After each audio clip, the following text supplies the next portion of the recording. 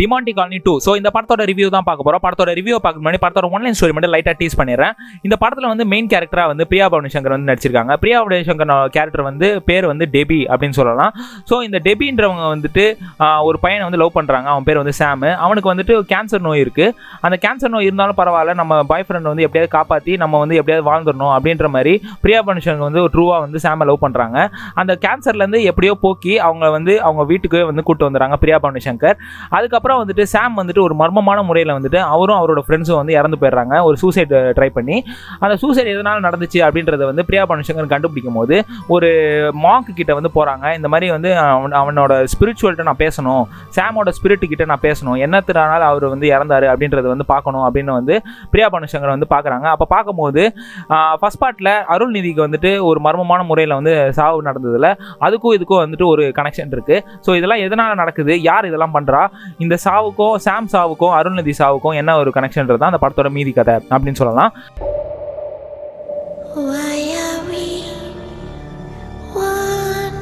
So இந்த படத்தில் வந்துட்டு ரெண்டு விஷயம் இருக்குது, positive negative. First of all நான் பாசிட்டிவ்லேருந்து ஆரம்பிச்சிடறேன். இந்த படத்தில் வந்து பிரியா பவானி சங்கர் வந்துட்டு சூப்பரான ஒரு கேரக்டரில் நடிச்சிருக்காங்க அப்படின்னு சொல்லலாம். இந்த கேரக்டர் வந்து இவங்களை தவிர வேறு யாரும் நடிக்க முடியாதா அப்படின்னு கேட்டிங்கன்னா அப்படிலாம் இல்லை. ஆனால் இந்த கேரக்டர் கொடுத்த அளவுக்கு வந்துட்டு என்னெல்லாம் கொடுத்தாங்களோ அதை வந்து சூப்பராக நடிச்சிருக்காங்க. அதுக்கப்புறம் இந்த படத்தில் வந்து அருள்நிதி வந்து ஒரு நெகட்டிவ் ஷேடில் தான் நடிச்சிருக்காரு. சூப்பராகவே பண்ணியிருக்காரு அப்படின்னு சொல்லலாம். ஃபர்ஸ்ட் டைம் வந்து நெகட்டிவ் ஷேடில் வந்து அருள்நிதி வந்து இந்த படத்தில் பண்ணியிருக்காரு. சூப்பராகவே புல் ஆஃப் பண்ணியிருக்காரு அப்படின்னு சொல்லலாம். ஒரு ஃபர்ஸ்ட் டு லாஸ்ட் வரைக்கும் ஒரு நெகட்டிவ் ஷேடில் இருந்தாலும் அதை வந்துட்டு பயங்கரமாக கேரி ஆன் பண்ணியிருக்காங்க அப்படின்னு சொல்லலாம். ஸோ இந்த படத்தில் வந்து மியூசிக் வந்துட்டு பயங்கர முக்கியமான ஒரு விஷயம் அப்படின்னு சொல்லலாம். ஹாரர் படத்துக்கு வந்துட்டு மியூசிக் இல்லாமல் ஒரு விஷயத்தையே வந்துட்டு பார்க்க முடியாது. ஸோ இந்த படத்தில் வந்து சாம் சிஎஸ் வந்து மியூசிக் போட்டிருக்காரு. ஹாரர் எலிமெண்ட்டாக இருக்கட்டும், இல்லை திடீர்னு பயமுத்துற எலிமெண்ட்டாக இருக்கட்டும், எல்லா இடத்துலையும் வந்துட்டு சாம் சிஎஸ் வந்து மியூசிக் வந்து பங்கமாக பண்ணியிருக்காரு அப்படின்னு சொல்லலாம். ஸோ இந்த படத்தில் வந்து அர்ச்சனா நடிச்சிருக்காங்க. அவங்களும் கொடுத்த கேரக்டருக்கு வந்துட்டு நல்லாவே பண்ணியிருக்காங்க அப்படின்னு சொல்லலாம். ஸோ இந்த படத்தில் வந்துட்டு ஒரு 2-3 கேரக்டர்ஸ் தான் அது வந்துட்டு பயங்கரமாகவே பர்ஃபார்ம் பண்ணியிருக்காங்க அப்படின்னு சொல்லலாம். ஸோ இந்த படத்தில் வந்துட்டு ஃபர்ஸ்ட் ஹாஃபோட ஸ்க்ரீன் பிளே வந்துட்டு கடன்னு போயிட்டே இருக்கும். ஸோ ஃபர்ஸ்ட் பார்ட் எடுத்துட்டாங்க, செகண்ட் பார்ட் ஏதோ ஏன்னா தனோன்னு எடுக்காம ஒரு ஸ்கிரிப்டாக வந்துட்டு இந்த படத்தில் வந்து பயங்கரமாகவே பண்ணியிருக்காங்க அப்படின்னு சொல்லலாம்.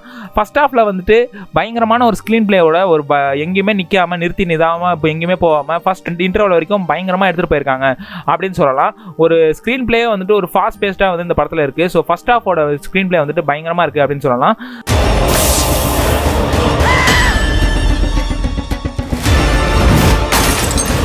ஸோ இந்த படத்தில் வந்துட்டு ஃபர்ஸ்ட் பார்ட்டோட கனெக்ஷன் வந்து இந்த படத்தில் வந்து செகண்ட் பார்ட்டில் வந்துட்டு பயங்கரமாக கனெக்ட் பண்ணியிருக்காங்க அப்படின்னு சொல்லலாம். ஒரு விஷயமும் வந்துட்டு வித்தியாசமாக ஏதோ பண்ணியிருக்காங்க. அடுத்து என்ன நடக்க போகுதுன்ற ஒரு சுவாரஸ்யத்தை வந்து உண்டாக்குது அப்படின்னு சொல்லலாம். ஸோ ஃபர்ஸ்ட் ஹாஃப் வந்துட்டு ஒரு பயங்கரமான ஒரு ப்ளஸ் பாயிண்ட், அப்புறம் மியூசிக் வந்துட்டு பயங்கரமான ப்ளஸ் பாயிண்ட்.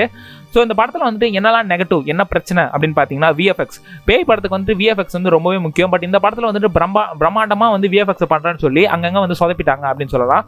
நிறைய விஷயங்கள் வந்து த்ரில்லிங்காக இருக்குது, என்ன விஷயம் நடக்க போகுது அப்படின்றது வந்து தெரியல. பட் இந்த படத்தில் வந்துட்டு ஹாரர் தன்மை வந்து கொஞ்சம் கம்மியாகவே இருக்குது அப்படின்னு சொல்லலாம். நிறைய இடத்துல வந்துட்டு பயமுறுத்த பார்க்குறாங்க, பயங்கர பில்டப் ஷாட்ஸ்லாம் வைக்கிறாங்க, இது வரும் அது வரும் அப்படின்லாம் வந்துட்டு பில்டப்லேயே தான் பேசிக்கிட்டாங்க தவிர ஹாரராக வந்துட்டு நமக்கு வந்து எதுவுமே கன்வின்சிங்காக இல்லை அப்படின்னு சொல்லலாம். ஸோ இந்த ஹாரர் தன்மையை வந்துட்டு இன்னுமே கொஞ்சம் நல்லா எடுத்திருந்தாங்கன்னா இன்னுமே வந்து இந்த படம் வந்து எங்கேஜிங்காக சூப்பராக இருந்திருக்கும் அப்படின்னு சொல்லலாம். செகண்ட் ஹாஃப் தான் இந்த படத்தோட பயங்கரமான ஒரு நெகட்டிவ் அப்படின்னு சொல்லலாம். ஃபர்ஸ்ட் ஹாஃப் எவ்வளோ ஃபாஸ்ட்டாக பயங்கர ஒரு ஸ்க்ரீன் பிளேயோட எடுத்துகிட்டு போனாங்களோ செகண்ட் ஹாஃபில் வந்துட்டு பயங்கர வந்துட்டு ஸ்லோ டவுன் ஆயிடுச்சு அப்படின்னு சொல்லலாம். ஃபர்ஸ்ட் ஹாஃபில் வந்து நிறைய ஒரு ட்விஸ்ட் அண்ட் டர்ன்ஸ் இருந்தது. இந்த பட் செகண்ட் ஹாஃபில் வந்துட்டு அந்த அளவுக்கு வந்து அந்த ட்விஸ்ட் அண்ட் டர்ன்ஸ் இல்லை அப்படின்னு சொல்லலாம். ஸோ ஸ்லோ பேஸ்ட்டாக வந்து அந்த செகண்ட் ஹாஃப் வந்து போயிடுச்சு அப்படின்னு சொல்லலாம். கிளைமேக்ஸ் வரைக்கும் வந்துட்டு ஏதோ கொண்டு வந்துட்டாங்க அப்படின்னு சொல்லலாம். ஸோ இந்த படத்தில் வந்துட்டு லாஜிக் சீன்ஸ் வந்து செகண்ட் ஹாஃபில் வந்துட்டு அவ்வளோவா வந்துட்டு நிற்கலை அப்படின்னு சொல்லலாம். நிறைய விஷயத்தில் வந்துட்டு லாஜிக் சீன்ஸ் எல்லாம் வந்து இதெல்லாம் நடக்குமா அப்படின்ற மாதிரி வந்து இருக்குது. ஸோ செகண்ட் ஹாஃப் வந்துட்டு பயங்கரமான ஒரு நெகட்டிவ் அப்படின்னு சொல்லலாம். ஸோ ஸ்க்ரீன் பிளே வந்துட்டு ஃபர்ஸ்ட் ஹாஃபில் இருந்ததோட செகண்ட் ஹாஃபில் வந்துட்டு ரொம்பவே கம்மியாக இருந்தது. அப்புறம் வந்துட்டு ஸ்லோ டவுன் ஆயிடுச்சு. அப்புறம் ஸ்க்ரீன் பிளேவே கதை வந்துட்டு முடிஞ்சிருச்சு செகண்ட் ஹாஃப்லேயே. ஸோ இந்த படத்தோட தேர்ட் பார்ட் வேறு இருக்குது அப்படின்னு வேறு சொல்லியிருக்காங்க. ஸோ இந்த படத்தை வந்து கண்டிப்பாக தேட்டரில் போய் பார்க்கலாம். ஏன்னா ஸ்டோரி வைஸ் வந்துட்டு பயங்கரமாகவே வந்து புஷ் பண்ணியிருக்காங்க. ஆனால் ஹாரர் தன்மை வந்துட்டு கொஞ்சம் கம்மியாக தான் இருக்குது. ரொம்ப எக்ஸ்பெக்ட் பண்ணி ஹாரர் தன்மை பார்த்தீங்கன்னா உங்களுக்கு ஒரு ஏமாற்றம் தான் இருக்கும். பட் படத்தோட கதை வந்துட்டு பயங்கரமாக இருக்கும். கண்டிப்பாக வந்து ஒன் டைம் வாட்சபிள் அப்படின்னு சொல்லலாம். அருள்நிதியோட பர்ஃபார்மன்ஸ்க்கும் பிரியா பவானி சங்கர் பர்ஃபார்மன்ஸ்க்கும் வந்து இந்த படத்தை வந்து கண்டிப்பாக பார்க்கலாம். ஸோ இந்த படத்தை வந்து கண்டிப்பாக தேட்டரில் போய் பாருங்கள். இந்த படத்துக்கு நான் கொடுக்குற ரேட்டிங்ஸ் வந்து 5க்கு 3 ஸ்டார்ஸே தருவேன். ஏன்னா அந்தளவுக்கு வந்துட்டு ஒரு சூப்பரான படம். ஸோ இந்த படத்தை வந்து கண்டிப்பாக தேட்டரில் போய் பாருங்கள். இன்னொரு வீடியோ சந்திக்கிறதுக்கு ஆஃபர்ட். இந்த சேனலை வந்து யாரெல்லாம் லைக் பண்ணுங்கள், ஷேர் பண்ணுங்கள், சப்ஸ்கிரைப் பண்ணுங்கள். வட்டா.